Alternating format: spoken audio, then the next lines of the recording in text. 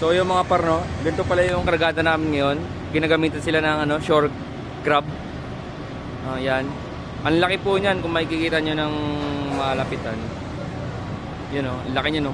Parang isang truck yung kalaki. Tapos ito, may isang kupal. Kupal! Di ba? Kupal yan eh oh. O isang kupal pa.